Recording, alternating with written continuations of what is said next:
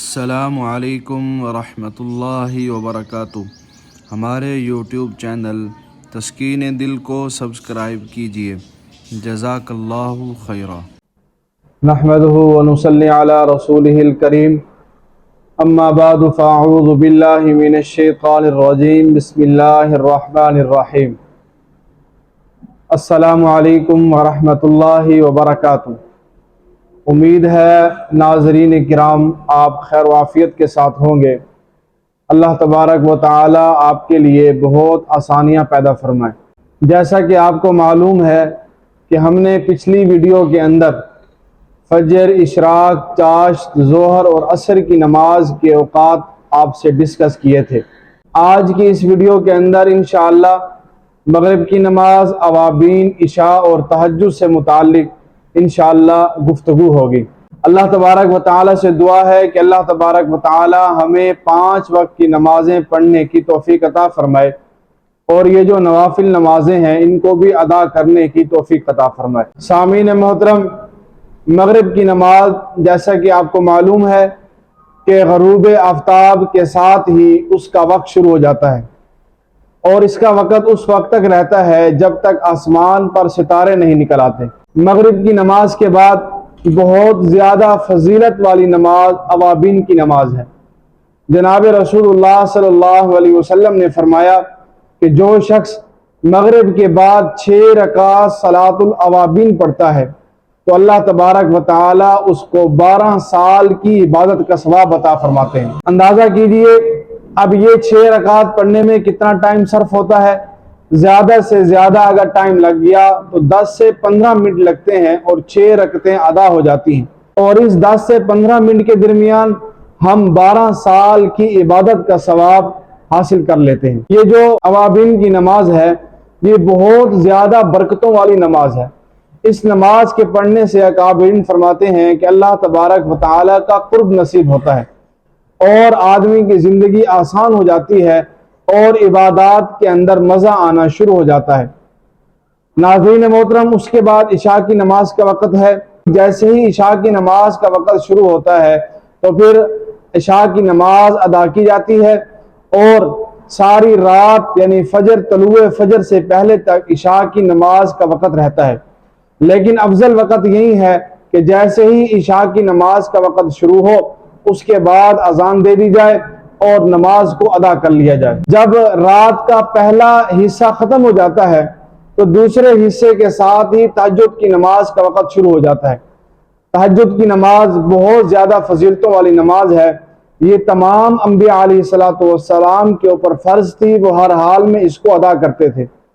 اور تہجد کی نماز کے بارے میں آتا ہے کہ اس نماز میں اللہ تبارک و تعالی آسمان دنیا پر تشریف لے آتے ہیں اور اعلان فرماتے ہیں کہ میں بادشاہ ہوں، مجھ سے جو لینا ہے تم لے لو۔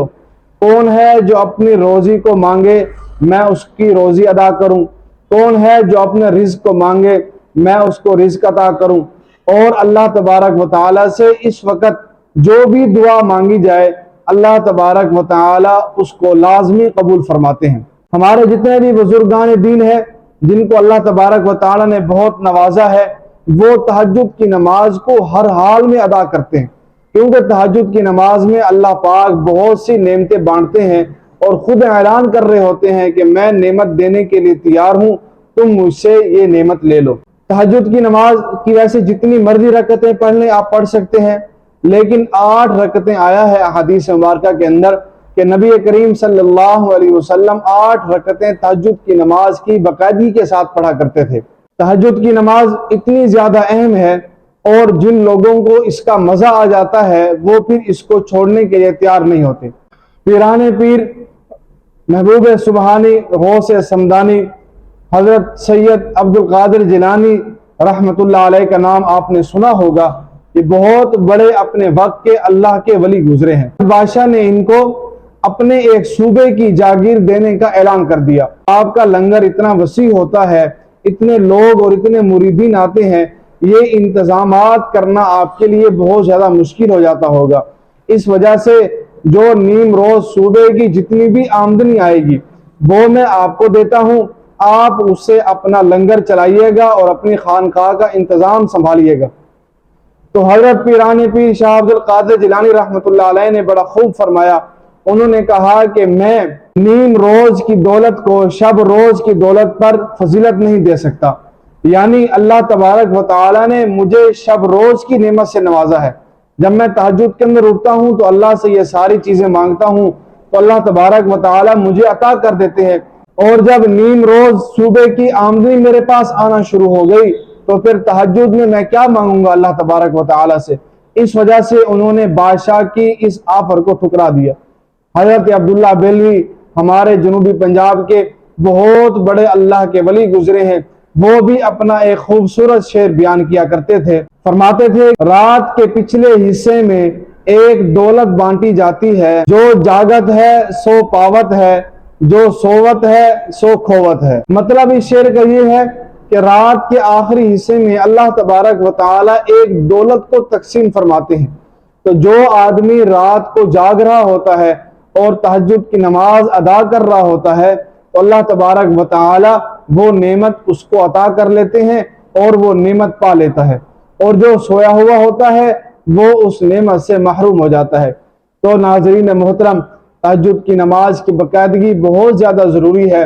اللہ تبارک و تعالی سے دعا ہے کہ اللہ پاک ہمیں 5 وقت کی نماز وقت پر ادا کرنے کی توفیق عطا فرمائے، اور ہمیں اشراق، چاشت، اوابین اور تہجد بھی ادا کرنے کی اللہ پاک توفیق عطا فرمائے۔ اگر آپ کو ہماری یہ ویڈیوز پسند آئی ہوں تو انشاءاللہ اس کو آپ شیئر کیجئے اور لائک کیجئے، اور کومنٹس کے اندر ہمیں بتائیے کہ آپ کو ہماری یہ ویڈیو کیسی لگی۔ آپ کا بھائی محمد طلحہ بخاری۔